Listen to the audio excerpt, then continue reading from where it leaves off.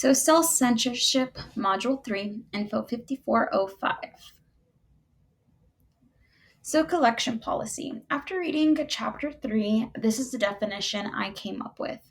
Collection policies allow there to be transparency in the library and are formulated to establish guiding information for patrons and advisors. So, my three collection policies were also influenced by Chapter 3 of the collection programs in schools. So, the first one would be protect intellectual freedom, ensure equitable student access to materials, including those online, and provide a roadmap for your successor. So, why? These three reasons allow there to be clarity in consumer accessibility while providing a guide for those who will follow after me. Silence in the Stacks, an exploration of self-censorship in high school libraries, is the article I found, which is about a study conducted in 90 Texas public schools from the 6 UIL divisions. 15 campuses were selected at random from each division for the study. The 55 titles in question were pulled from ALA's most challenged books, Colley's original list, and new titles that duplicated Colley's criteria. The search to find connections between demographics and campus populations was an indicator of how many controversial titles were found on the campus. The numbers found seemed to fall within an acceptable range. The article mentions how a previous study was conducted to determine if school librarians are participating in self-censorship and was determined that most librarians were hesitant or avoided incorporating titles that pertained to LGBTQ+.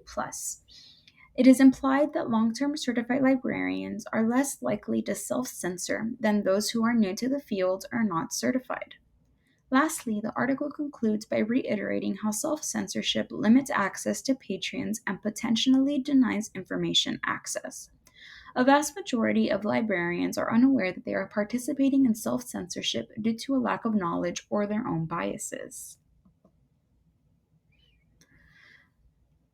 So the article taught me that Texas has undergone more book bans from parents and government entities than the other 49 states. I knew that the titles selected were known to be controversial, but I wasn't expecting to learn that some schools did not have Harry Potter, Eleanor and Park, and The Hate You Give.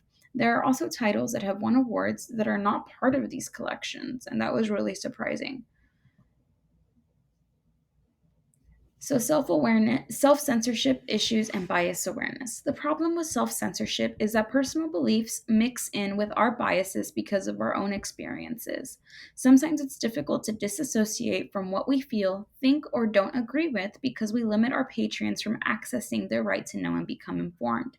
It is extremely important to detach our personal prejudices and leave them at the door when we are in advisor mode because the ones we are limiting are the patrons who seek to know and understand. The article, The Children's Collections Development, Good Books or Books Kids Alike. So the article taught me that some titles are only supported by background knowledge, like Dora and Disney storybooks. It's important to incorporate both appealing and quality-filled books to meet patron needs. Biases are important to put aside to please the readers who choose titles that they recognize from TV or media outlets. So, choices for collection development. Setting aside my own biases and reservations, I will include titles that may make me uncomfortable because it is my responsibility to provide patrons with an opportunity to decipher controversial topics at their discretion.